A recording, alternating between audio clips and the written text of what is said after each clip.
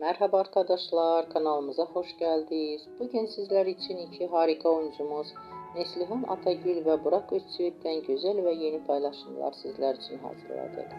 Onlar Kara Sevda dizisinde birlikte rol almış ve herkes tarafından çok beğenilmiştir. Biz de sizler için onların güzel fotolarını hazırladık. Bu videoların devamlı gelmesini istiyorsanız kanalımıza abone olup yorum yazmayı unutmayın. Hoşça kalın. Herkese teşekkürler.